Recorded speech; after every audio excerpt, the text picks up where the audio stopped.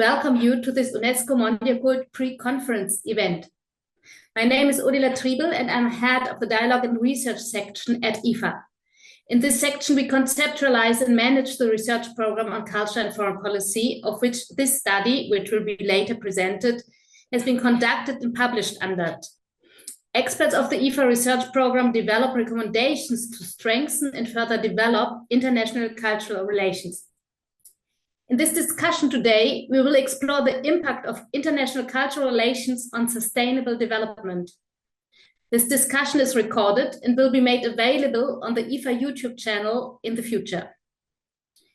Why is it important to explore the connection further between international cultural relations and sustainable development?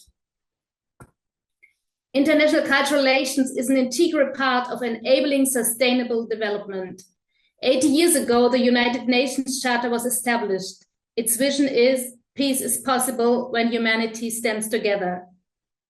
Today, this vision is being extensively challenged by increased aspirations for a rule by force and rule of the strongest.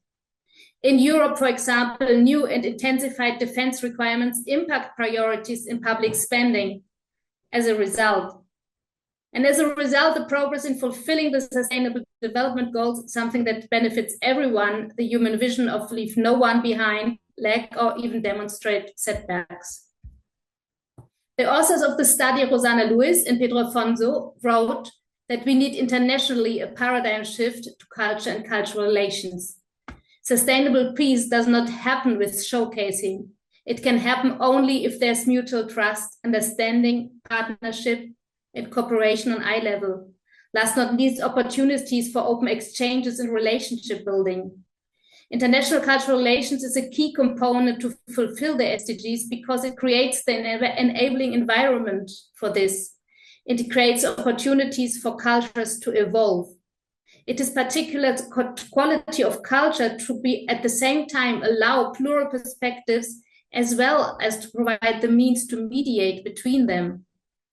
The next hour, we're going to hear more about the study and discuss in particular the challenges and opportunities, especially for governments on the different levels, political levels, in measuring the impact of international cultural relations and to prove their impact for sustainable development.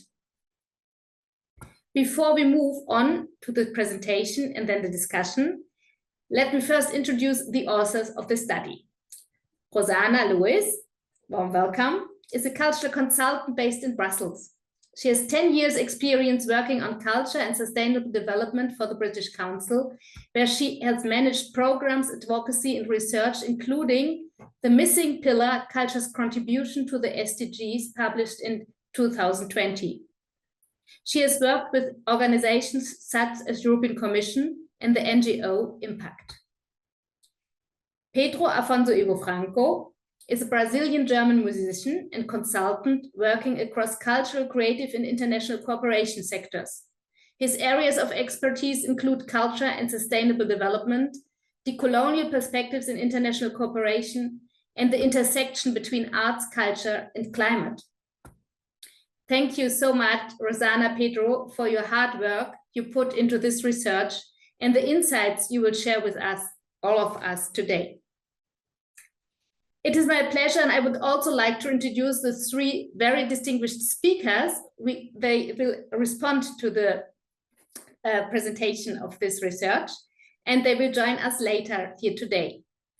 Firstly, a warm welcome to Peter Kettner, Head of the Division Strategy and Planning for Foreign Culture and Social Policy at the German Federal Foreign Office. He has also worked for the Federal Government Commissioner for Human Rights before. Thank you very much, Mr. Kettner, for making time to make this your part in this discussion. We also have Jacob Ellis, Director for External Relations and Culture at the Office of the Future Generations Commissioner for Wales and founder and co-lead of the Impact Coalition for Future Generations with us. Thank you very much, Mr. Ellis, for being here. We're excited to hear your perspectives later on.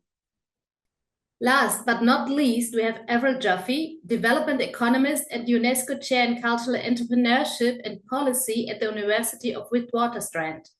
As a policy analyst and consultant, she has worked for international, national organizations and governments all across Africa. Thank you very much for joining us. We are very honored to have you all here at this event, Palpable Culture, exploring the impact of international cultural relations for sustainable development. I'm already looking forward to the discussions. And now, with no further ado, I give the microphone over to Rosanna and Pedro. Thank you very much, Adila, and thank you to Sarah and Ivana, as well as the tech team here today with us from IFA. This session aims to just share some of the top-level findings and key messages from our research, as well as give an overview of the content for you to then go and explore the full report yourselves. And this presentation will be followed by the discussion with other speakers to elaborate further. So I pass to Pedro to start us off. Hello, good afternoon, everyone. It's a pleasure to be here in an environment, even if virtual, with so many people interested in this topic. Well, when we received the confirmation from IFA that we would be responsible for developing this research, we began to discuss more effectively which objectives would truly make sense. We constantly asked ourselves, what new insights can we bring with this work? What contribution can we make to this field of study and practice via this work? So from a methodological perspective, as both Rosanna and I already had an accumulated knowledge of the existing publications and of the relevant stakeholders, we decided to move forward in two parallel fronts, the literature review and the interviews. And as the process advanced, we realized that it would be challenging to find clear examples of initiatives aimed at measuring the impact of ICR in relation to SDGs, as it had initially envisioned. With that in mind, we redefined our objectives. So instead of searching directly for such initiatives, we sought out to map the overall landscape of the situation. And from there on, we aimed to understand and discuss the challenges faced by governments at municipal, state, federal, and regional levels in implementing initiatives that pursue this objective and establish this clear connection from conceiving the initiative to evaluating the initiative. So in the end, the research has the objectives of assessing this connection between ICR and SDGs, first of all. Secondly, map initiatives highlighting the challenges and the advance, and provide information on diverse government-led approach. Government-led is a key word for this study. And finally, share tips on how to fill the gap between ICR and SDGs in tips and tricks to demonstrate the practical ways forward. As we are aware that whenever a piece of research is launched, the general public has a number of expectations about what will be addressed in that particular work. To guide the reader as to what they will find in the document, we developed already at the beginning of the study this table to illustrate the scope of the research. So what is in the scope? What you will find in this study? Exclusively government-led and funded ICR initiatives at different administrative levels, for instance, city, regions, nationals, via ministry, secretaries of culture, international networks, and embassies. So we are talking exclusively about government here. Formal measuring reporting mechanisms towards the SDGs with clear targets and indicators for ICR initiatives, an exploration of the value of ICR within sustainable development, tips and tricks recommendations on how government at different administrative levels can embed ICR initiatives in their response to the SDGs, and what is not in the scope. Co-financed initiatives implemented via national cultural institutes, foundations, and the private sector. ICR initiatives that somehow align with SDGs only in name or theme, with no formal monitoring and reporting in place, sometimes as we refer quite a lot in the studies to as SDG washing. Cultural initiatives aimed at localizing the SDG with no international scope, so country level only, city level only, with no international connection. And cultural initiatives in official development assistance, also known as ODA setting, with no cultural element embedded into the model. So, Rosie? Thanks, Pedro. I think the ask was challenging. It's thought-provoking in terms of the role that governments can play, and the challenges associated with connecting ICR and the SDGs. This was an overarching issue that we were finding, that international cultural relations can often be used as a term, as an approach by governments for reasons that go beyond sustainable development. They could be a focus on soft power, on diplomacy and relations between nations. And actually, the development side of the initiatives is not always the most pressing and most present. So when it comes to actually measuring the impact, we need to sort of take that step back and look at defining and understanding international cultural relations in the context of sustainable development. And what we found is that at the moment, we're all suffering a lack of investment and financing in the cultural sector. I would also go as far as to say other social sectors and education, health, and also a pullback from development funding. So talking about ICR in a development context needs to be put into that global situation of a lack of investment and financing. One of the objectives of the report is also to provide some up-to-date new initiatives that are trying to address these gaps and challenges. So one is Finance in Common, which is a network of public development banks, regional banks, that have come together and formed a working group on culture and development. So it'll be interesting to see what comes out of an initiative like that. There's also a lack of government staff capacity, where roles are not necessarily assigned for international cultural relations, or development roles do not see the added value of that kind of approach. So it's about skills building, storytelling, changing the mentality and mindset within governments to understand the value of ICR for development. An example that we feature in the report is UNIC, that did some staff training for EU delegations on how they could embed international cultural relations at a local level in their initiatives. In general, what we're seeing in the international cultural relations field is a disconnect between civil society and government-led initiatives, where the real impact and the approaches taken on the ground are not necessarily translated upwards or totally understood. So recentering a people-centered approach and a spirit of collaboration with the civil society sector and the cultural sector is really key. And recently, the UN has launched their impact coalition groups, including one on arts and culture, another one on future generations. And Voices of Culture is the EU's kind of civil society brainstorming space that is also having conversations about SDGs and about cultural relations. And then we come to the question of monitoring and evaluation, and what can we learn? How can we measure impact and value of ICR towards the SDGs?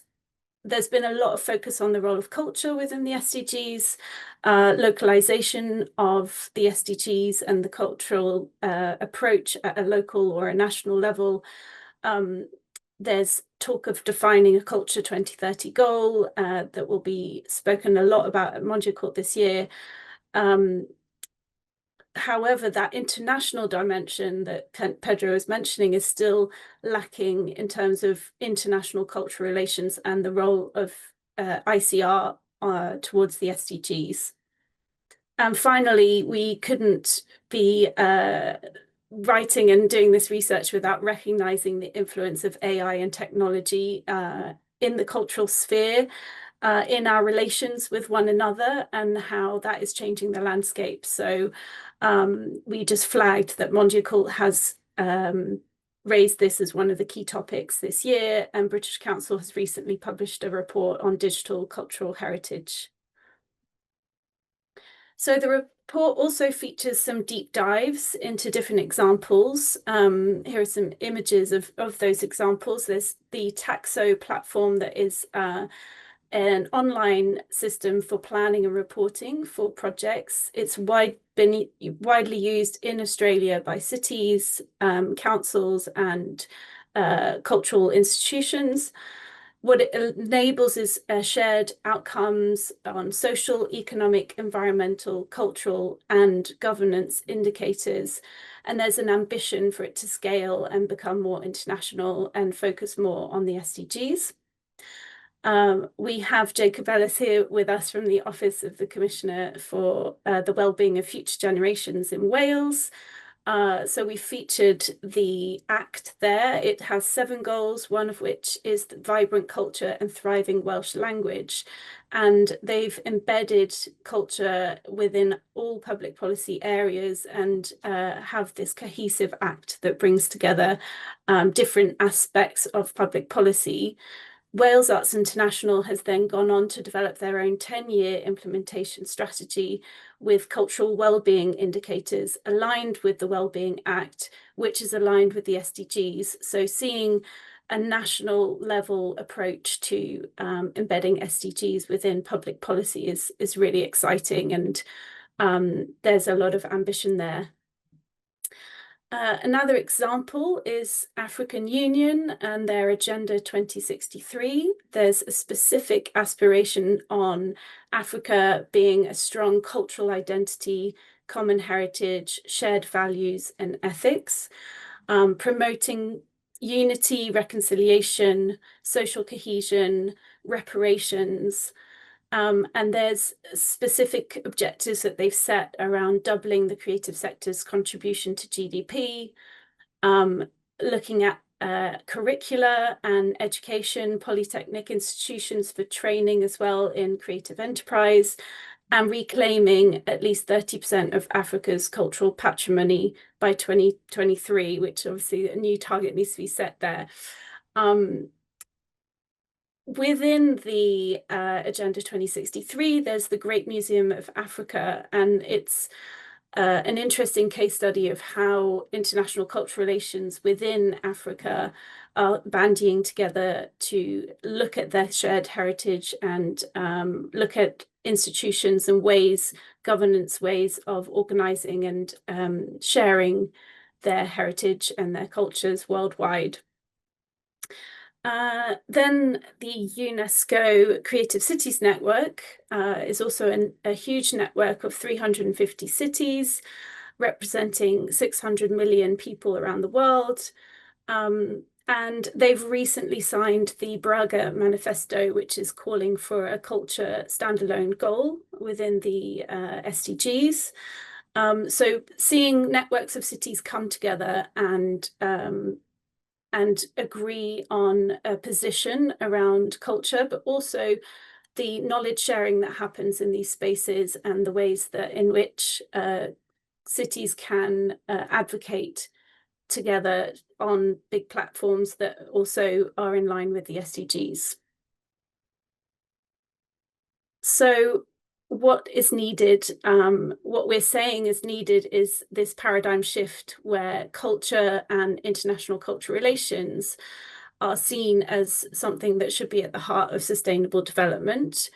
In terms of the approach that international cultural relations provides, connections internationally, understanding of cultures, valuing of different cultures and of diversity, but also that sustainable development should perhaps enter more into the space of international cultural relations, and that ICR could learn a huge amount from the journey that the cultural sector has been, and the narrative around culture being at the heart of sustainable development. And the second main learning is that at the moment there's a lack of a sense of urgency around this topic, to activate governments towards more of a systemic change that is focused on the future of our planet, the future of our societies, and that ICR has a role to play within all of that. So those are the two of the big overarching conclusions that we came to. But I'll pass to Pedro for some of the more general recommendations. Thank you, Rosanna. We've been talking about it somehow as a mantra, and we thought would be good to reinforce and to use this space to remember about the importance of a more collaborative approach and cross-sectoral effort, a more human rights-based approach, including cultural rights as embedded, connected to this approach, the identification and promotion of sustainability initiatives, embodying the spirit of the goals, and of course, as we saw, as we discussed, investments are going down, and this has a direct impact on the financial resources and staff capacities, and be rooted in local contexts, connecting this local to the global. We know that many studies have been addressing in a way or another a few of these points that we are also addressing, and we also proposed a reflection in the study of asking ourselves how much further have we gone on these directions, and connecting these ways forward. We have a list of tips on how to fill the gap ICR and SDGs, bringing proper practical ways forward in which Rosanna will talk about them. So yeah, the tips and tricks just provide some general ways in which we could be filling this gap between ICR and SDGs. The tricks are more practical suggestions for governments at different administrative levels. As Pedro says, there's nothing revolutionary, because it is all things that many of us have been thinking about for some time who work in the cultural relations field.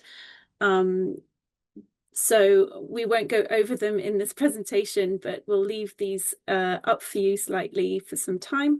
And we would like to, I think, move on to the general discussion with our speakers.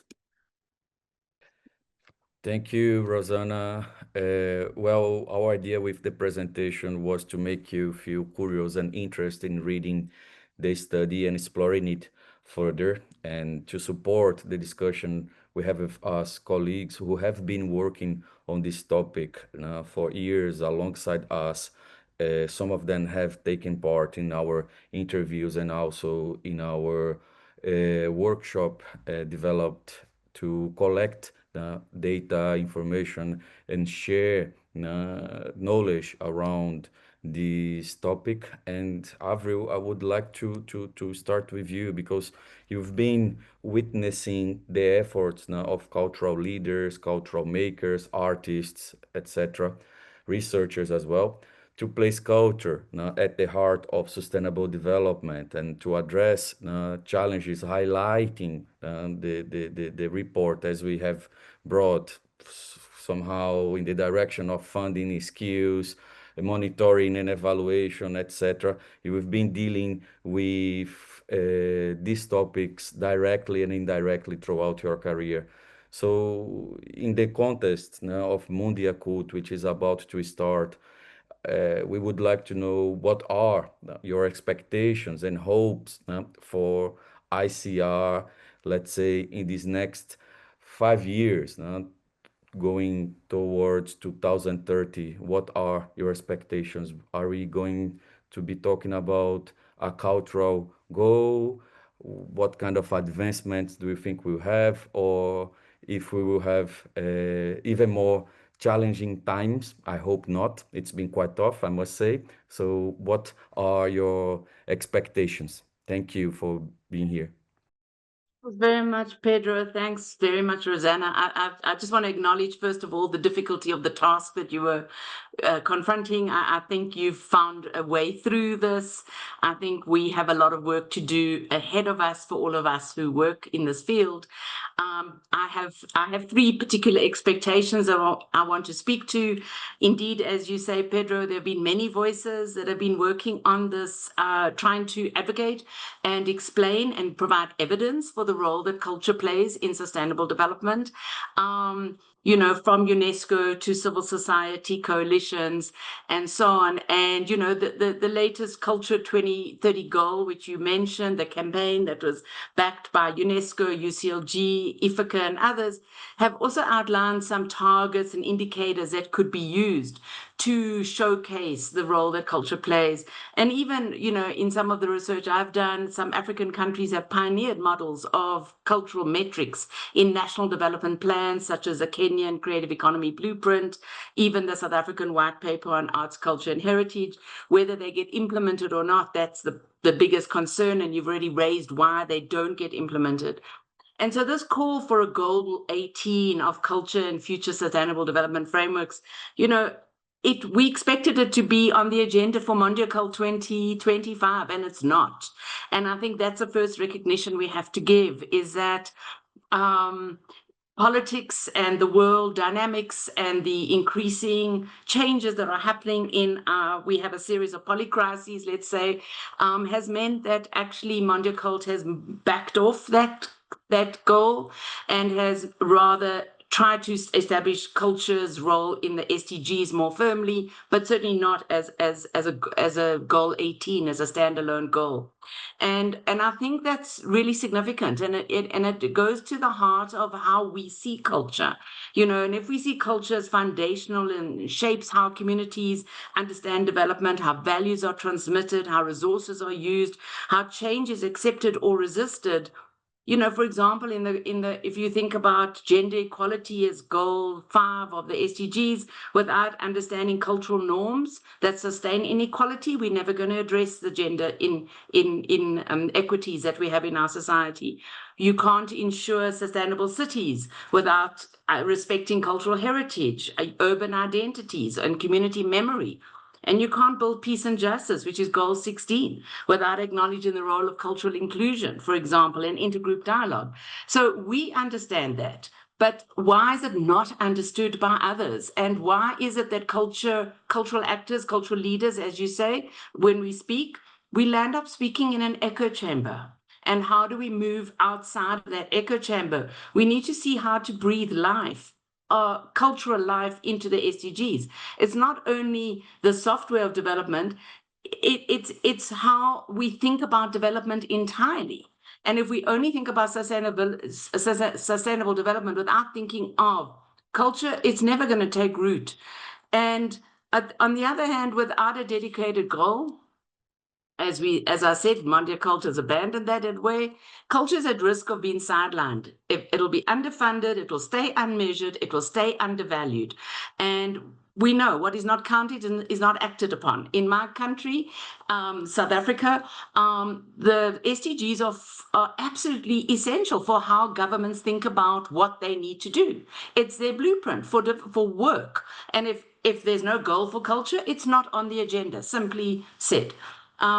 So it's really important that we think about, while the indicators for economic growth and carbon emissions, there are very few cultural metrics for cultural vitality, for indigenous knowledge, for artistic freedom. So that's my first hope, that governments start to recognize the foundational value that cultural has and starts investing seriously in the soft and hard infrastructure that is needed to ensure culture is seen as an essential dimension of any livable society, with cultural rights as a framework. And that was put very clearly in the MONDIACULT contribution from Ithaca called Culture, Charting the Future, Culture as Our Compass.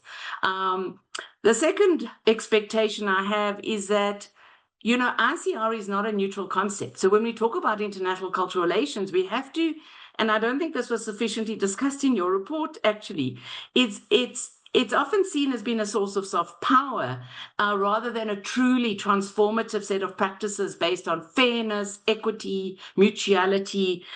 And there's been so much work done recently on considering how to ensure fairness in ICR practice, for example.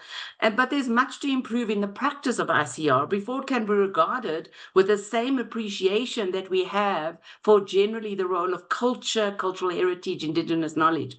So I'm deeply inspired by the work, for example, of UNIC, which you mentioned as well, both in commissioning the fairness toolkit that they did, but more importantly, from using it in all their meetings, regional meetings and so on, and how they've used it to frame their latest project, which is a European Spaces of Culture for Sub-Saharan Africa.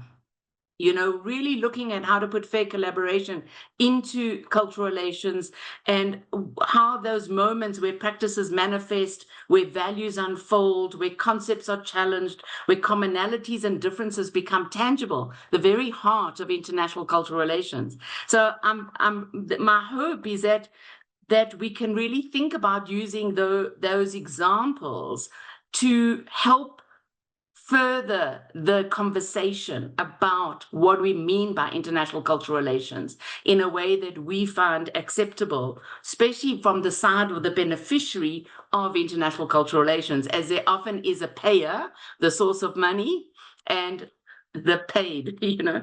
And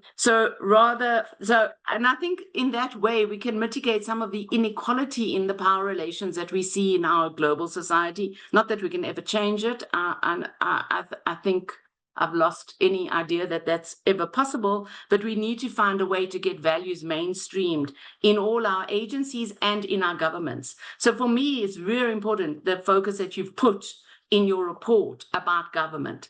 I think it's absolutely essential. And my third hope is thinking about the centrality of culture and international cultural relations, how it can play a more key role in developing the standalone goal, because I don't want to abandon the idea of a standalone goal. I feel that if you think about protecting and promoting cultural diversity, which would be a very key target of such a goal, ICR has a huge role to play. If we think about supporting cultural participation and access as another target potentially of such a goal, ICR has a huge role to play again. And you could think about the percentage of population attending cultural events, the internet or digital access, number of community cultural centers. There are many ways in which to then think about how you measure that. And the third one is about safeguarding cultural heritage. Again, given the conversation happening, especially on the continent of Africa, about bringing back artifacts that have been stolen during colonial time, this becomes a major area for international cultural relations to play a role. And you could start looking at the proportion of heritage sites that have reclaimed some of their artifacts, the rate of recovery of illicitly trafficked cultural objects. You can think of many nice indicators around that. And the last indicator I would think that such a goal would be promoting the culture and creative industries.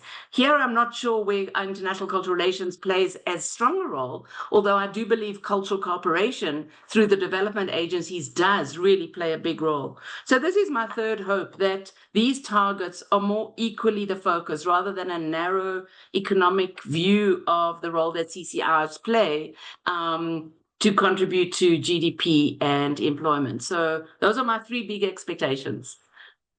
Thank you, Avril. That was incredible. What a whirlwind of giving us, you know, the overview of the big conversations that have been happening in the space for some time.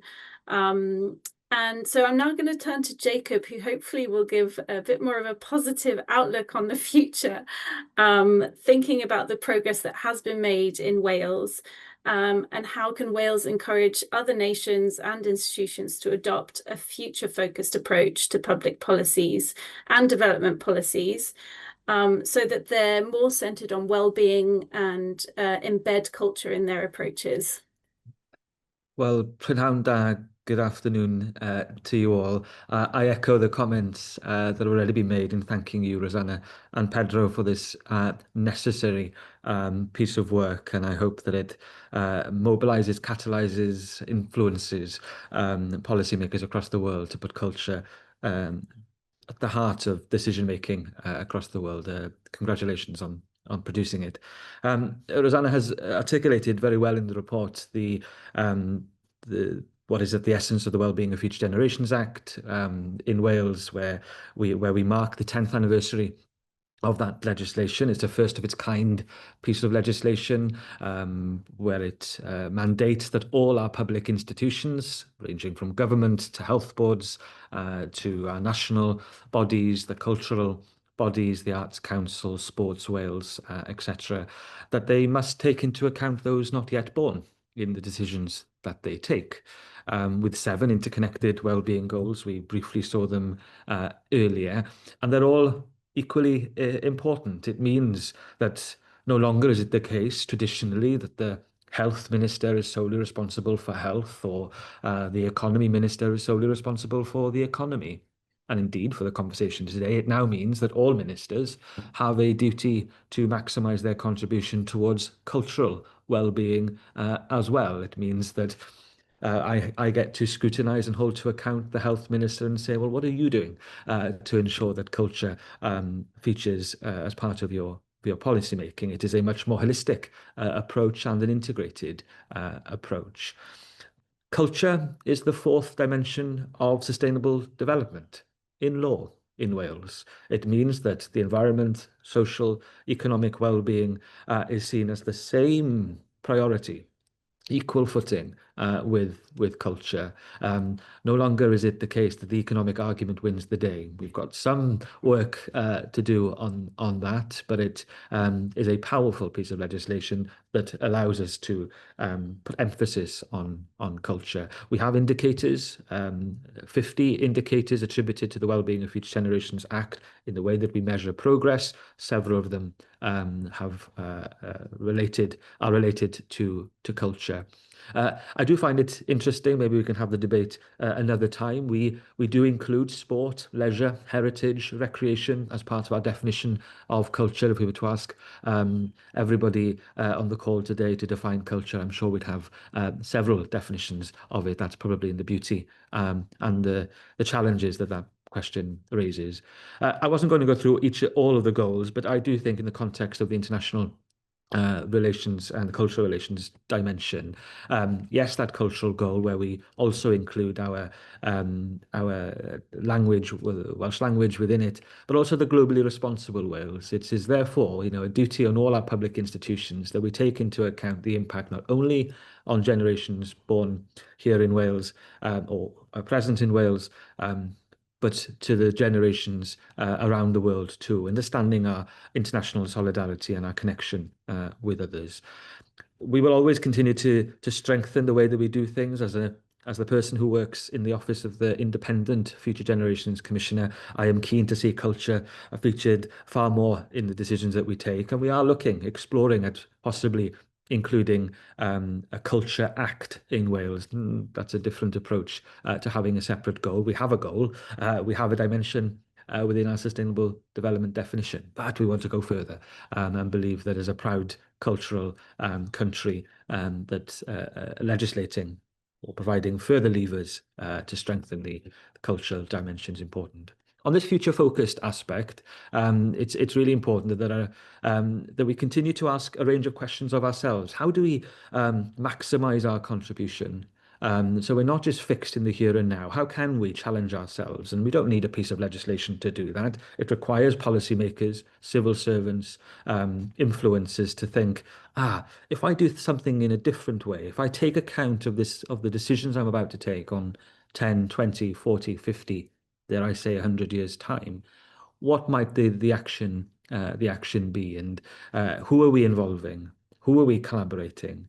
What are we trying to prevent as the problems that we're taking? So I think that we need to become far more challenging of ourselves and the decisions that we take. Secondly, to become that future focused and identify solutions, we've lost the ability to be creative. We seem to think as policymakers that the creativity is something solely for artists and freelancers. We welcome that. We have a proud movement of freelancers in Wales. We need to see that thriving freelancer community supported, invested in, and we have great models where if you bring a creative and a freelancer into a room on a policy discussion, you are likely to get far better solutions, far more creative solutions than the business as usual. The artists in service model at Rhondda Cynon local government in South Wales is but one example that I'll draw to. And if I can, leaving with one kind of idea is to incorporate future trends into your decision making. How can you increase your foresight capabilities as a range of tools available for people to consider? What's the impact of climate change on culture? What's the impact of population and migration on culture? But that's a challenge, if I may, to people not working in the culture sector. There's a great reference in the report to the bubble. This idea that the culture sector talk to the culture sector, and we seem to think that we've done our job. I'm of the opinion, and it's shared in the paper, that our challenges in the culture sector are not going to be solved solely by those in the culture sector, and we've got to try harder to bring in our colleagues across other parts of the department. And one perfect example to end on is the Intergenerational Fairness Commissioner, newly appointed at the EU, Glenn Micallef, who has clearly the intergenerational fairness mandate and foresight capability sits with him, and culture. And I think there's something beautiful. There's a reason why culture and future rhyme, because I think that they are a perfect pair. And I think that there's much to be learned about the various examples across the world of incorporating a imagination, creativity, a cultural mindset to challenge the current and future challenges ahead. Thank you. Thank you, Jacob. Thank you. Building somehow on what you have said, that culture does not stand alone. No? When we talk about governments, we also talk about budgets and priorities. And Peter, now I will come to you. I'm originally from Brazil, and in Brazil, cultural workers, they have a naive way of seeing things sometimes when it comes to budget, and we think, oh, in Europe, culture has, a great budget, a budget which is compared to other big budgets. And after coming here, I realized that the reality, it's kind of the same. The cultural budget and culture as a priority, it's not somehow so prioritized. And recently we have seen that this has gone worse. We have been in touch throughout the research with government staff from different places, and we would like to check with you to know from your side how is the current situation here in Germany. Now we have seen that there is a increase in defense expenditure, but somehow the resources for the federal government's office, the culture and media, have had, please correct me if I'm not wrong, a tiny increase. So we would like to know, how do you read this moment, and what efforts have been made so far by the German Federal Foreign Office towards this connection between ICR for SDGs? Thank you. Thank you for the question. And thanks a lot also from my side for this great piece of work that you've done. To answer your questions, I mean, firstly, when it comes to the budget, I think it's fair to say that, I mean, yes, the federal government's commissioner on culture, you may know that in Germany, the federal state is not in charge for culture and education in general. So that means that the competence for things that we can do or not in that area is not that broad. But still, yes, they had a small increase, but that is only, I mean, as I'm part of the Foreign Office, this is not the department I'm speaking for today. So I'm speaking about, or the department I work in is the Department for Culture and Society. So we're trying to do foreign policy via the means, or by the means of culture, of education, of science and technology. Let me put it this way: if you look on the whole of the budget in Germany, I would say it's quite fair that every ministry has its share in the when it comes to cutting the budget. So we can't expect other budgets that deal with civil society questions here within Germany, and that are being cut dramatically. So we can't expect to be somehow treated in a different way.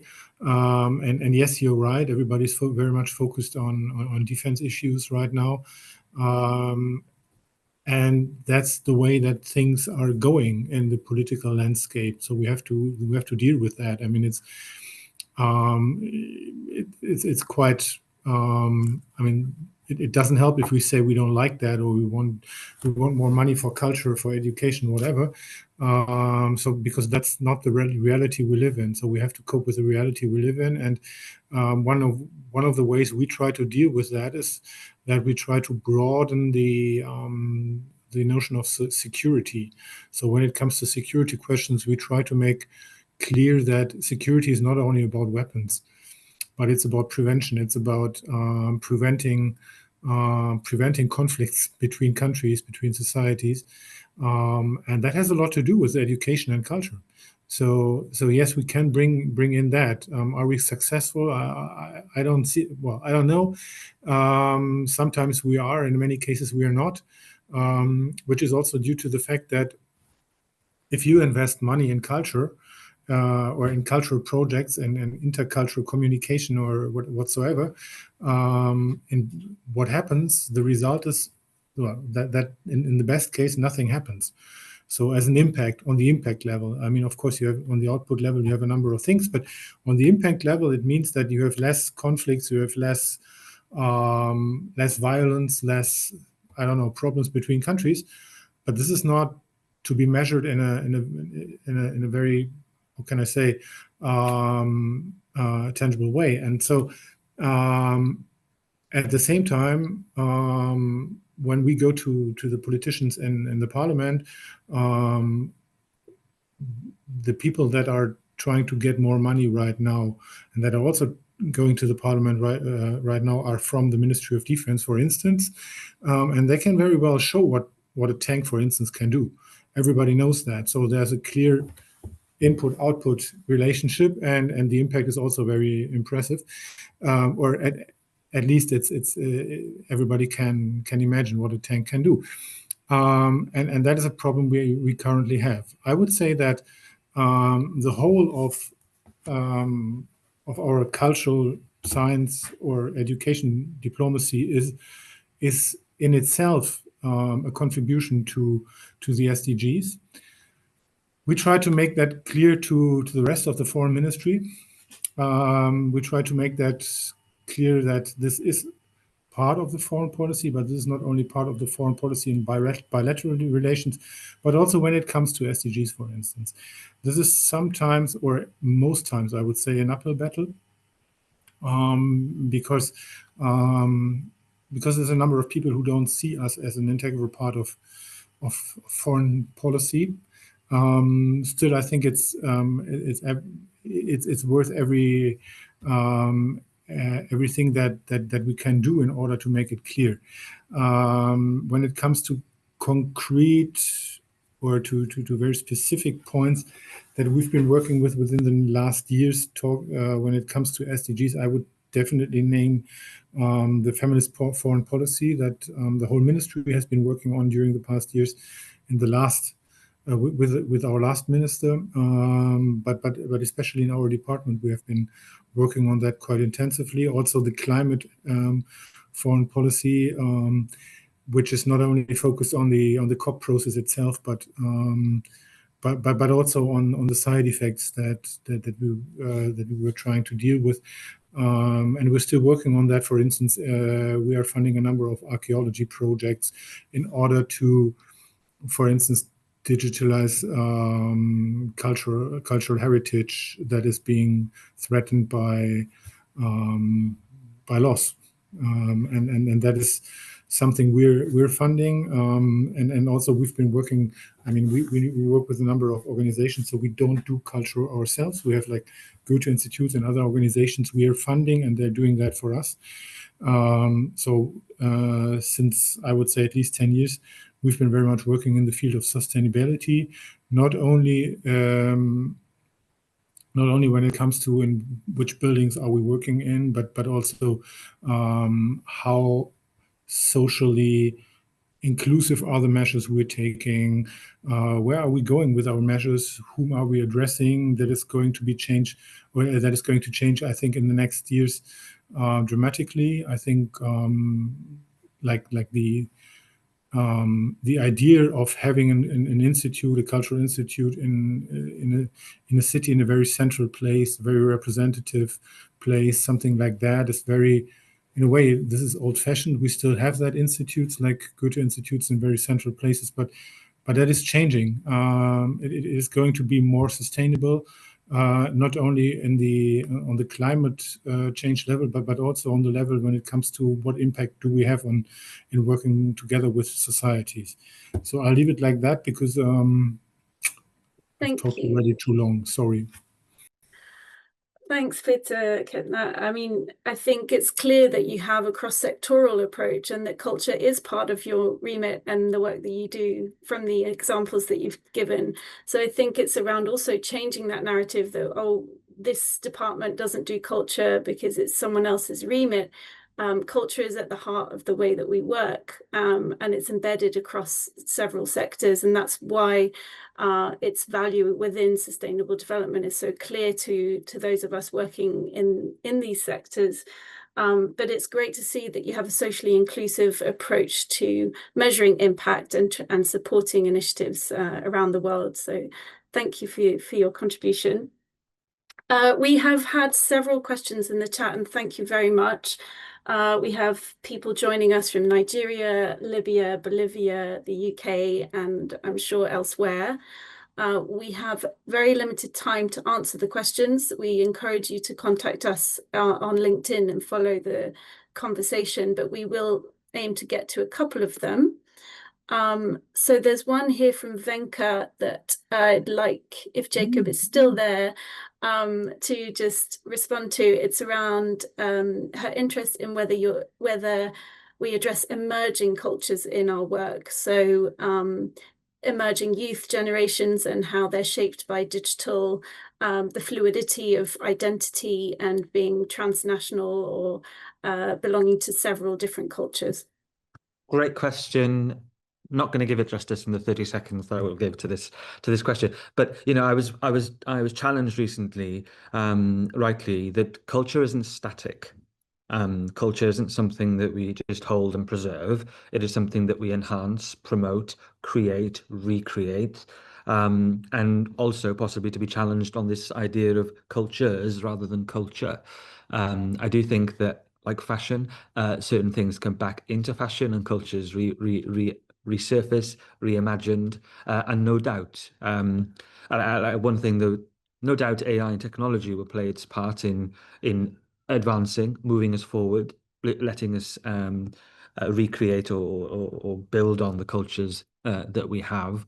But I think that, you know, I'm interested in the definition of culture. I was challenged by a small town community in South Wales that said that the tattoo parlor down my street that's been there for decades, that's part of my culture, tattoos. And I was being challenged. I was saying, oh, well, great. So I think that young people have a way of capturing, I think, some of that evolution of a discussion that we were talking about.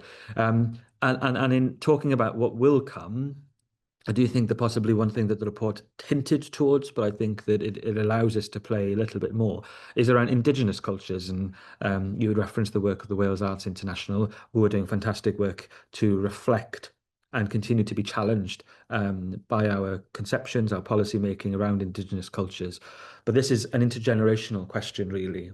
Yes, things will emerge in the future. Cultures will move, shift, adapt in the future. But there's also something about holding on to the cultures of the past and for us to find bridges between generations in the way that we discuss this topic too.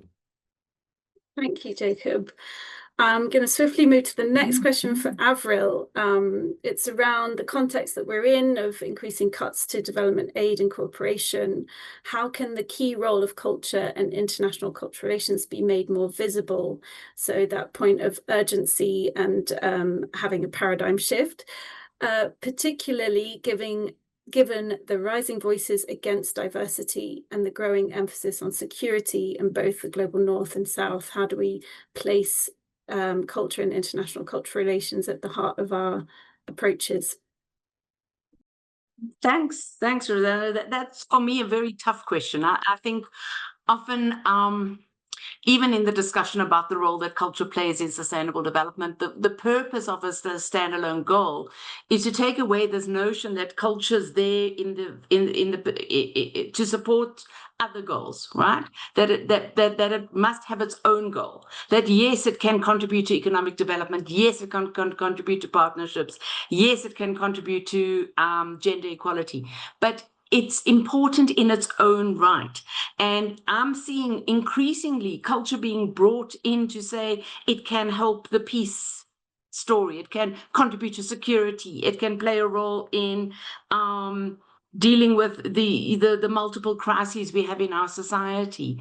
And I think there's a real danger in that. There's a danger in that with the rise of right-wing governments that really know how to talk about culture, but tend to do it in a way that weaponizes it, that politicizes it, that instrumentalizes it, that we hold the line about not doing that. And therefore, I'm very concerned when we talk about culture that can contribute to peace negotiations and play a role in climate issues and so on, that we are not doing the same thing. We are not also instrumentalizing what the role of culture is. We have to remember why we all believe that culture is important. And I think, I'm really struck by the exemplar that the deep dives you did. And I really loved reading about Wales. I did not know about many of the examples that came from Wales. And I think that they found a way, and I'm just hearing Jacob speak again, they found a way to navigate this instrumentalization of culture contributes to mental health and well-being and so on, and the role that culture plays intrinsically, the intrinsic motivation of culture and so on. And I think we need more of that, and we need to be helping to think about when we talk about the role that culture can play.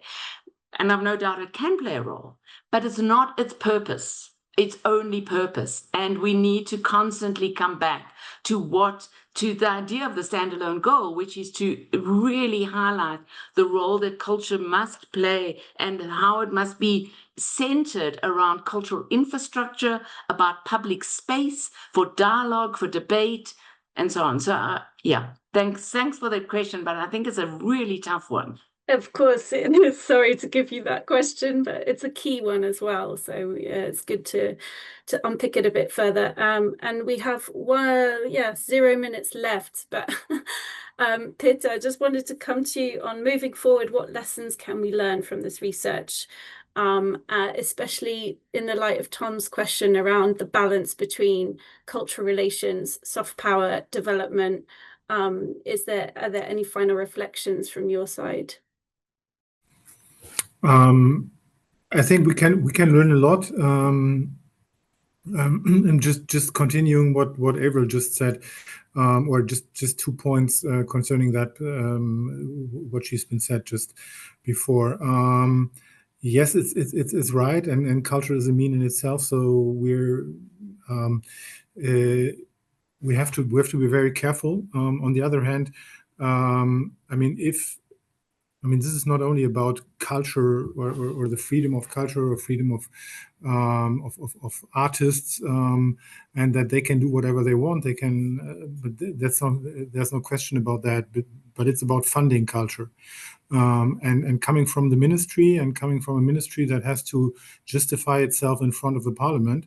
Of course, what we have to do is, on the one hand, we have to make sure that the artist, that culture in general, has the freedom it needs, and that is why in Germany, for instance, we don't have that state-driven culture system. So the like Goethe institutes and other institutions are IFA also are independent from us, not only institutionally but also in reality, I would say. But on the other hand, I mean, we're the ones that have to justify ourselves in front of the parliament. So it has to be, we have to be able to make the point that, yes, there is a contribution to what Germany needs by the money we spend. And if we can't do that, we will lose the money, because people, I mean, parliamentarians, but also, like, if you talk to ordinary Germans, I mean, we have to be able to explain why this roughly 1 billion euros we spend every year for external cultural policy is being spent elsewhere in the world and not in Germany. And that is getting tougher and tougher.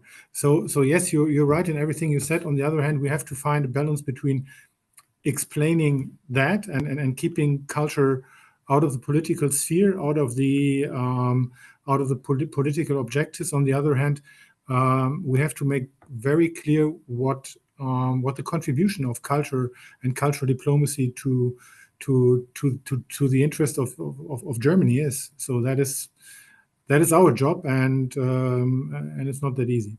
Sometimes it's getting more and more difficult, to be honest.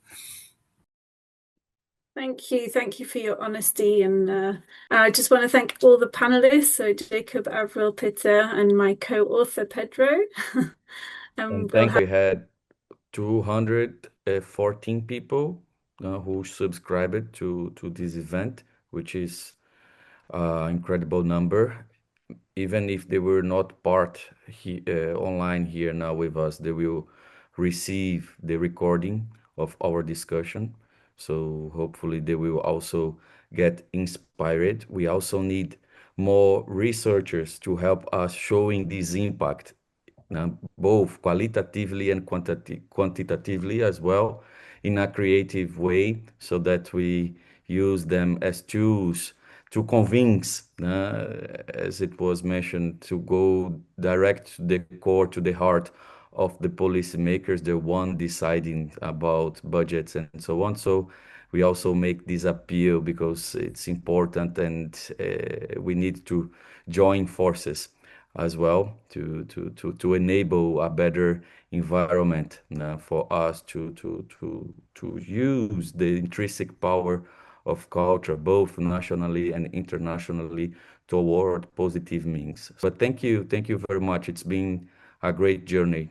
Thank you, Rosanna, Pedro, Peter Kettner, Jacob Ellis, and Avril, for your insightful discussion.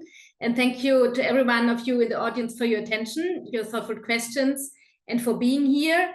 We touched and inspired the multitudes of facets on how culture impacts social realities. On a personal note, I was really touched when we heard that it seems to be for everyone very evident that there's a clear input-output relationship when a tank is mentioned. And when you think about it, there's nothing natural about it, and it's a very sad reality. And we should hope for much more discussions, encounters, and experience until for everyone there's a clear evidence between an input and an output relation when we simply mention a public theater as an institution. So thank you very much again for this UNESCO MONDIACULT opportunity to include this event in the pre-conference programming. And we hope that, yeah, for sure, you also come across to watch the video and read the input. And IFA also is a space to connect. So please come to us when you have questions, and if we can help you for further networking and contribute to discussions like this. The study is online and can be downloaded through the link in the chat. Many thanks once again for your participation. Have a good evening, and maybe we meet again already tomorrow at our ICRA conference, which is going to take place starting tomorrow. Thank you very much and goodbye.